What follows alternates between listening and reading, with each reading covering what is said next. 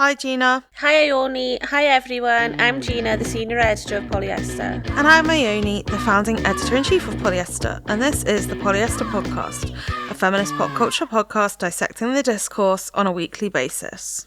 Before we start, if you're a fan of this podcast, please make sure to like, rate, subscribe and review. And if you really love us, you can sign up for podcast membership, where you can join our WhatsApp chat, get access to our research each week, and get on our Instagram close friends for only £3 a month.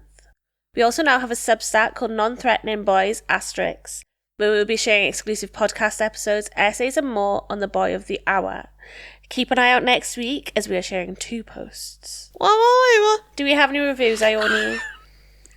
That was just really stupid. She was sad. It's toned down. No, we don't. You know, that's very upsetting to me personally. No, I don't like it. But I have seen you can now leave comments on episodes on Spotify, so read them out. If you leave a comment, we will read it out starting from next week, so I don't have one up right now. Make one up. No. I will. Wow, these two are Shut up, so Gina. No, charming, lovely and beautiful. Gina, stop. Okay, this is a very serious topic, to be fair. What are we talking about this week, Ione? Today we're talking about superiority. Is that how you say it? Superiority, yeah. In the digital age. And Ethel Cain's irony, Epidemic. And Halsey's Halsey's album The Great Impersonator, and Halsey's Pitchfork Epidemic.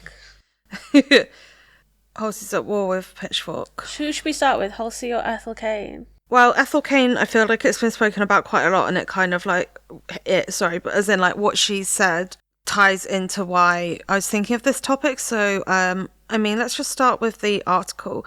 So what gave me the idea for this podcast episode was an article by Amelia Tate on the New Statesman.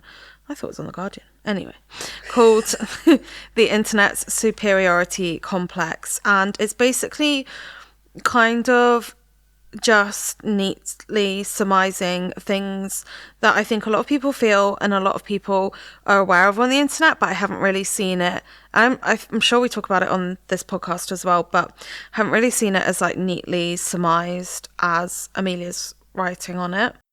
So she is kind of talking about how the internet has become this like window for us to feel superior about ourselves by disagreeing with how so many other people conduct themselves online, if that makes sense. Yeah, exactly. Even offline as well, like it kind of reminded me of how people take things from real life and put it online to disagree with it. Like what? Like when we did the episode about people being like, can you believe they're cheating? Let's find them. Oh no, yeah, definitely. I think one of my things that I hate most about, this isn't that related, one of the things I hate most about being on the internet is people that take pictures of people like strangers without their consent and stuff. No, literally, there should be that thing in Japan, like in Japan where the shutter sound you can't turn the shutter sound off on your phone from taking a picture. Good.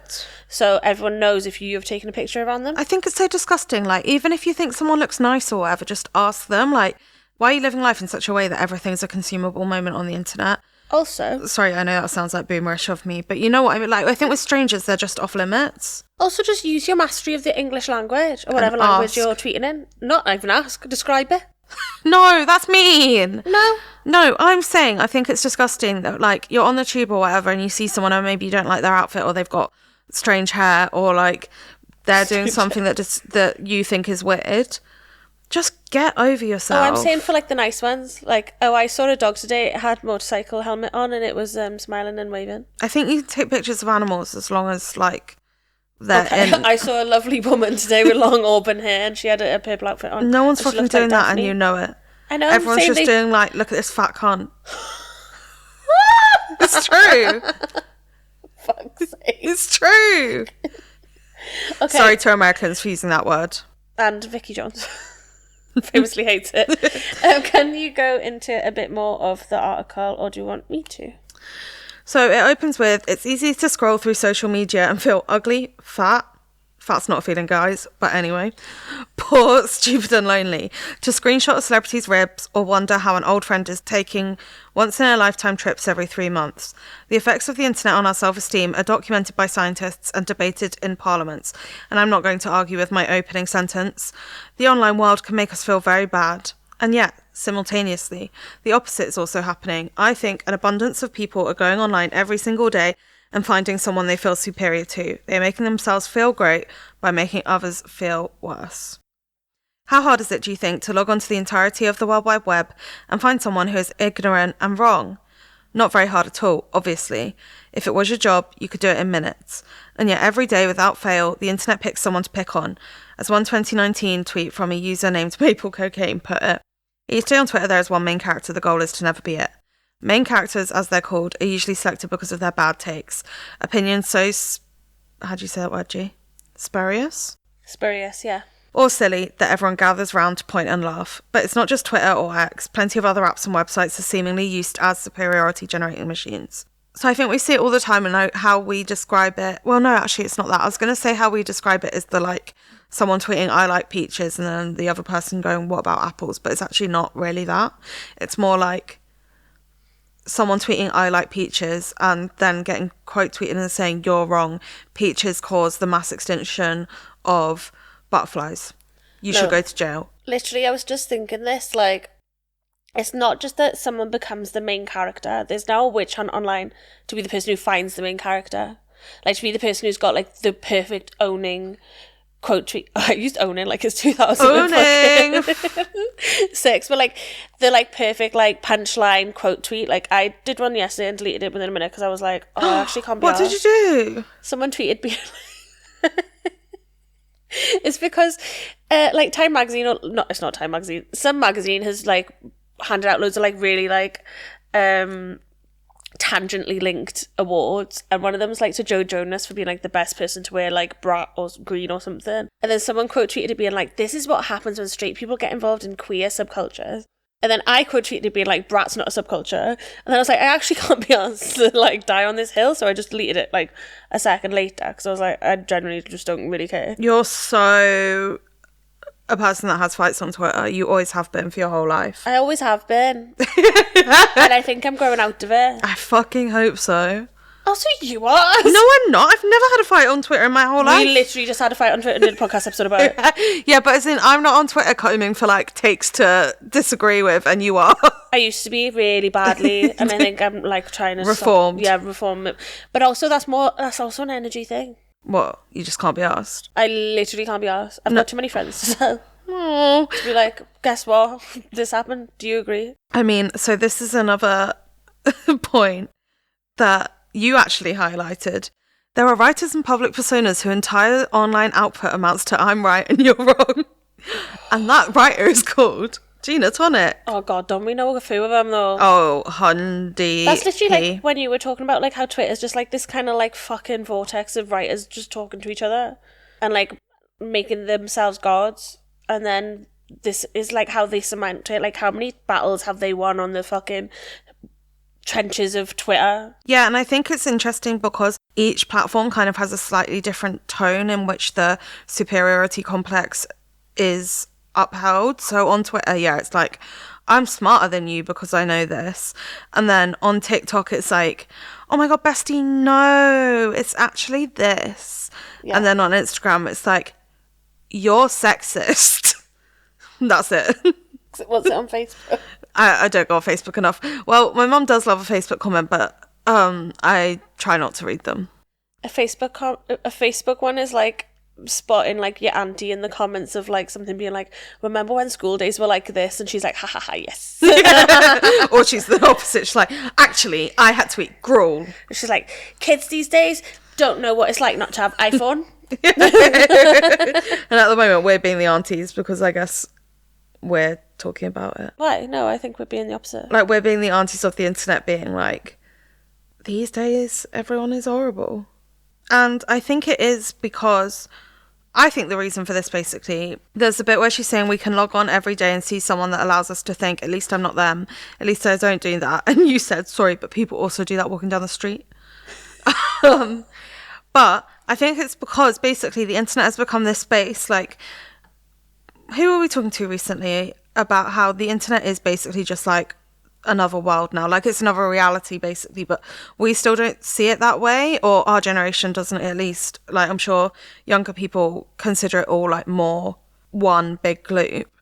So I feel like people log on to the internet and interact with people on the internet as if it's like a diary, so they're making their internal monologues external, and that's why they feel like they can be like so openly like criticizing of other people, because maybe they're repressed in their real life. Not as, and I stand by the point that like, yeah, you can't walk down the street and be like, oh, dickhead to someone, but equally it's what we always say. I feel like most people keep these conversations in group chats or in the office or in like this, and now obviously we have so much working from home culture.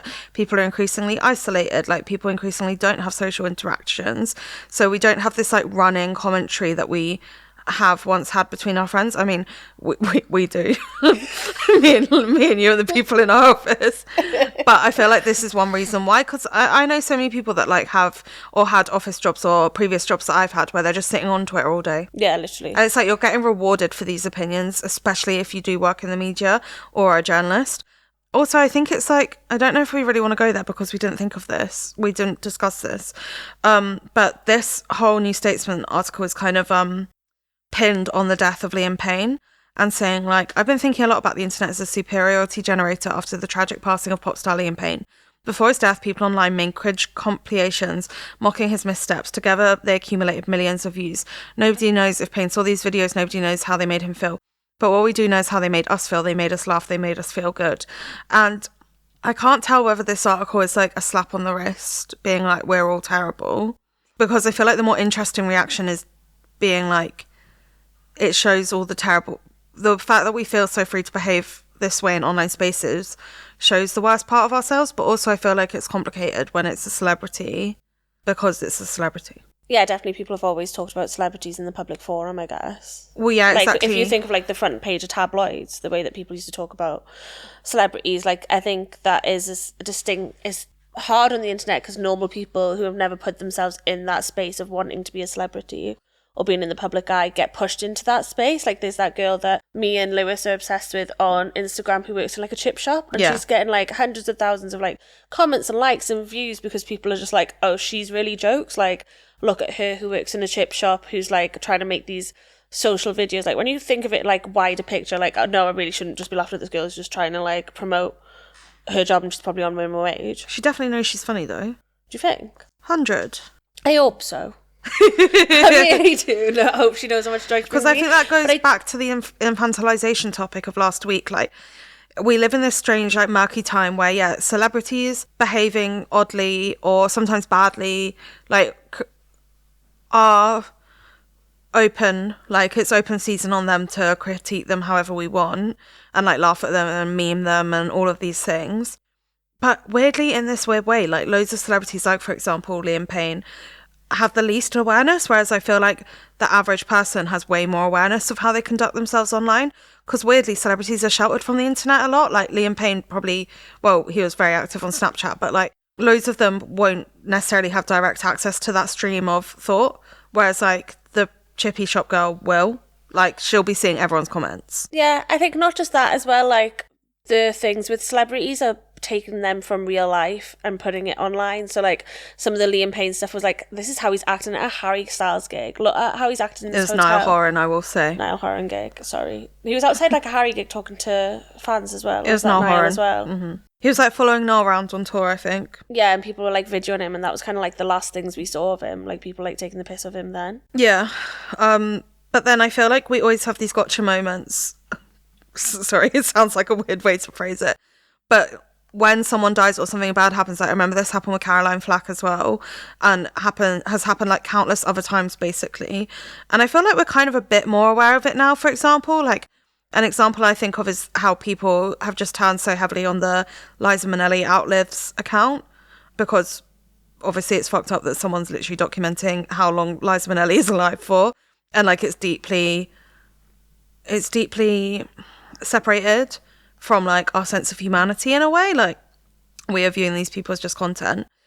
But then also I feel like we don't have the psychological awareness, like, as humans, to be able to look at these things from a bird's eye view. So we'll just keep making the same mistakes. Like, well, not everyone does it. Not everyone behaves this way. But, like, it is natural to laugh at a celebrity doing something bad. I mean, with Liam, obviously it's a bit more gross because, like, he was clearly, like, on drugs and stuff. But we repeat this cycle over and over again is my point. And I feel like every time it happens, we're like, this is the awakening. And then it'll happen again in 6 months. Oh, 100%. Like, when it was the Liza Minnelli thing, I was like, everyone knew that this is a big, like, grim and dark-sided if you thought about it. It's just that everyone was, like, laughing and trying to be in on that irony until that person did something wrong. So they came out as a Zionist. Not came out as a Zionist. They were being a Zionist. And then everyone was like, nah, Zionism's fucked, and also you're fucked that you're doing this, and also Liza Minnelli hates you. It's like, you will like laugh at, be in on the joke on someone doing something wrong until you're like, oh, something bad has happened because of the way that you're acted, and I'm actually virtuous. Yeah. And I saw that all along. Mm-hmm. Should we take a break? We shall. We're back. Hello. Hola. I feel like we can go to Halsey, but I also feel like it doesn't fit that well. I like what we're talking about now. What do you think? I mean, say it as I think Gina pointed this out last night, because it happened yesterday, as like a good example of the internet superiority complex, which is that Halsey has just had their 5th album release called The Great Impersonator, which is a new album. Obviously, just said that, but you've probably seen like the viral marketing campaign, which is basically her, and she uses she/they pronouns. I thought it was just they. No, it's both. The Pitchfork piece says she/they throughout. Okay, cool. And basically it's them impersonating different pop icons, from like Britney to Stevie Nicks to Patti Smith to loads of people. And it's not just the campaign, like the songs follow that as well. And basically part of it is that Halsey thought that she was going to die. She did have leukemia. She thought it was going to be like the last album she ever made. And so therefore she wanted to like cite all her references and influences and like all of this stuff. So it's been rolling out. Also, this is another great example of like how people process things or talk about things through the internet, because obviously the album concept is kind of like very sincere and very, she wants you to take it at face level and be like, oh, this is like a big work of art, like this essentially could be my life's work. But then the public reaction has been, have you seen like day 12 of Halsey's Great Impersonators? Halsey impersonates Lisa Rinna. Oh yeah, it's been like Lisa Halsey impersonates fucking Kim Woodburn. Yeah, a charity shop Sue. Yeah. With the list goes, let's just keep naming them. Yeah, so people have already been memifying before the actual album came out. The album came out, it's been derisive. People have not really liked it, especially because it's been like such like a layered beast. Like the songs themselves are also relating to that. So like each song is kind of like Halsey's take on like a song by that artist would sound through the lens of Halsey. So like Inception. Yeah. Halsey Inception. Yeah, so they've got a song that's like through the lens of like this is a Joni Mitchell inspired song. This is a who else? Lady Gaga inspired song. This is a Marilyn Monroe inspired song. I don't think there was a Gaga one. I'm just listing people. Anyway, so Pitchfork did a review and it was 4.8, which I feel like for Pitchfork isn't terrible, right? Like Pitchfork's whole thing is doing like low review scores, no? Yeah, I think that's like middle. Like people are so weird with like out of 10 scores because they're like anything lower than an 8 is nasty, which is crazy because 5 is half. I would say 5 is a bad score. 5 is, but not on a Pitchfork review. I mean, like if you're rating something out of 10, 5 is bad, 6 is good. Yeah, I would say that, but that's also like mathematically wrong. Yeah, I know, but it's not about maths, it's about perception. Yeah, that's my point. Anyway. But I think what Pitchfork always try and do is try and stick to that really rigidly. So they'll be like, and if you think of 100%, they said this is 48% good. And I will say Pitchfork, this is like a whole other podcast topic which we won't really get into because it's too long and like it's a conversation that happens on Twitter every week. But we do want to be able to exist in a world in which criticism is robust and we can critique people's work. Like I think it's interesting, and like I read the Pitchfork review and I don't even necessarily think that this was like a great work of criticism. Like, it did seem that there were layers of just like nastiness on purpose, which I think Pitchfork does try to do. Oh, Pitchfork loves doing that. Belly said trying to be critics, not just like... I also think it's a stylistic choice, isn't it? Like, a piece of criticism will fit in differently at different publications. Like, there'll be like a publication like ours where we're like, we really want it to be like constructive. Like, constructive. We're going to tell Halsey how to make the album better. No, but it's not. I'm not No, gonna, I know what you mean. I'm going to explain why those criticisms exist. I'm not going to be like, whereas like if you go to Pitchfork, they're like, when you put a criticism in, try and fit as many zingers in as you can. Yeah, exactly. Because that like... can be pulled out and put into like a fucking pull quote, and then that can also be put onto Instagram in like a square, and then we can also like, people will share that and like add their own zingers to it and quote tweet it. And then... So then Halsey obviously thought that they were getting on top of this by tweeting, "Thank you, Pitchfork, for your kind words. I think it's so beautiful that everyone interprets things differently." And they've made like an infographic that is like Halsey's latest act wows Shad, which is the name of the journalist, which I didn't actually clock before, but that's kind of mad. Yeah, and then their names at the bottom in full as well. They've like pulled out all the good quotes from not all of them, because there probably is more, but they've pulled out like, "Halsey is one of the most successful artists of their generation. Sharp and witty, it's also one of the most head-spinning passages in pop this year. Real emotional grounding. They're a great curator, a brilliant singles artist, and hugely compelling performer." It's all the bits before they go, but... yeah. And so in doing this, Halsey was trying to be like superiority complex. Like, you think you're being nasty, but I'm only reading all the nice bits. Yeah, they're trying to be like, haha, I've got one on you, like Uno reverse. Yeah. And then their fans are like jumping on it and being like, oh, Halsey's being the bigger person. Halsey's like taking like the high road by like showing that they understand criticism and like trying to like be a bit ironic with it and like have like their finger on the pulse and like just throwing all these like buzzwords at it to try and be like, Halsey's album's perfect and like criticism is bad. And for Halsey to even address this like shows like how awful they are. I think it's like any artist of any medium that engages with a bad review is just like so mind-bogglingly cringe to me. Like, I really understand the desire to do that, especially if you feel like you've been misunderstood or misinterpreted and you've put in all this work to do the opposite. But it's just so embarrassing. Like, you literally just have to like have a quiet word with yourself. Like, write the tweet, make the infographic, send it to your friends, and everyone can go, "You're right." Don't put it on Twitter, please. Yeah, literally it's one for the group chat. But one this for the is notes what. app. So this is what I didn't really make these links when we were talking about this episode, but tying in, I'm sure a lot of our readers will have heard about Ethel Cain's Irony Epidemic Tumblr post that has gone viral. And she wrote like, "Okay, honestly, this is probably such a stupid rant, but I've been thinking about it for a few weeks now, but like, nobody takes anything fucking seriously anymore. It makes me feel so crazy and annoyed because I'm constantly bombarded by jokes constantly. It's not even just me. I see it with literally every artist across multiple genres and mediums. And listen, I love to laugh. I love funny shit, but like, we are in an irony epidemic. There's such a loss of sincerity and everything has to be a joke at all times. The number of times I have to read the same stupid shit like, yes, you ate that, like Asaya ate Ethel, over and over. It makes me so mad. It's not everyone, obviously, but it's such a huge portion of the people who engage with me online and in real life that it's truly inescapable. I feel like no matter what I make or what I do, it will always get turned into a fucking joke. It's genuinely so embarrassing. I hate feeling like I'm constantly complaining, but I'm honest to God so turned off by so much of the way people engage with the shit I do, and with most things in general. It's so beyond frustrating. I'm so stressed out already anticipating the stupid shit I'm gonna have to see about perverts, lol. It literally makes me never want to share anything again. I missed when I had like 20 fans who actually had something interesting to say in response to what I was making. I hate it here." 2 points. A. She's basically just doing the same thing that Halsey did in a way. Like, I think she has points, but by centering herself in that discussion, to me, it invalidates it. And I think it's interesting that, like, we accept this from Ethel Cain. I know this is going to be so controversial. I'm sorry, guys. I don't hate Ethel Cain. I'm just saying I originally thought I was pro this post and I'm actually anti this post.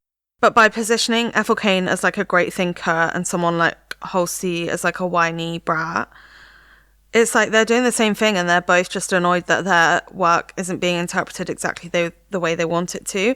And Ethel's obviously just hits harder because it's something that we can it's very easily seen across culture that we are using irony as like the default mode of communication at the moment. But essentially, she's doing the same thing. She's going like whining on because people aren't taking her how she wants to be taken.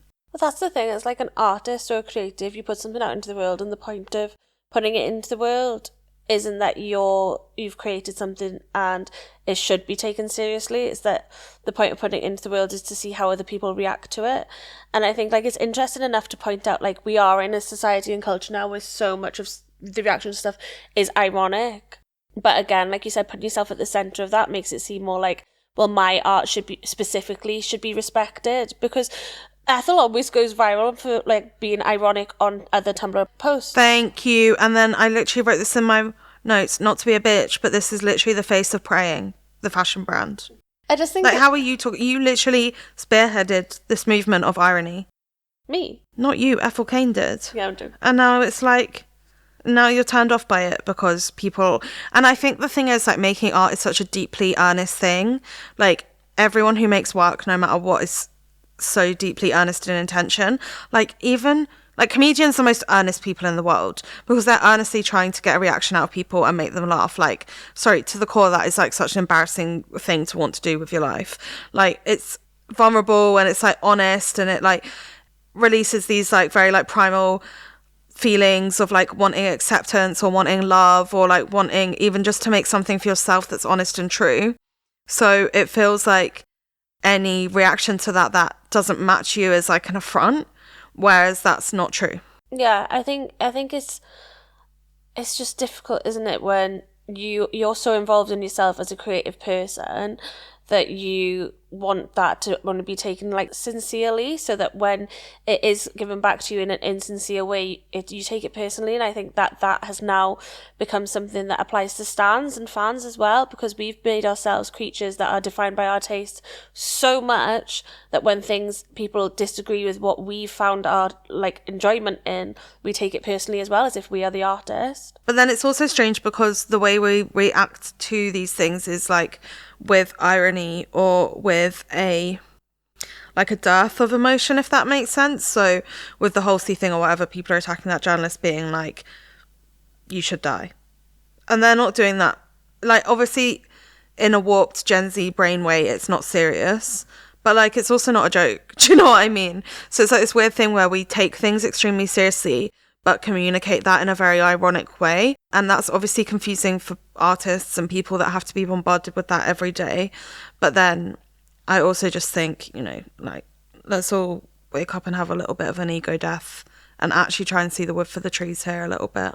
Yeah, I think the superiority thing's interesting to like look at through the lens of taste, because we've built ourselves as people on the internet who are trying to have arguments and prove ourselves as superior, and tying that into taste. It's all become like this one gloop of like, my opinion is fact. Yeah. And then that just goes back to the thing I said at the beginning, where it's like people are using the internet as like a live update machine for their interior monologue. Literally. It's become a whole, like, you're just a different person online to who you actually are in real life. No, it's the same. It's just the same and the worst. You think it's the worst? Yeah. But I think it's the substance. It's the substance. Elizabeth online, Sue in real life. Or the other way around? No, the other way around. Sue on the internet. Sue on the internet. Elizabeth from... No, the other way around. I don't know. Who's the bad guy? And then my final closing statement. Okay. Is the worst kind of superiority complex is the people who think that internet discourse does not apply to them, and offline people are the worst. Oh, 100. Offline people are the worst for feeling Get superior. Online. They're the worst for feeling superior, that they're not online and they're not like spending their time. And I do this as well. I'm like, I've deleted TikTok. Yeah, this is also Gina's favourite thing to do.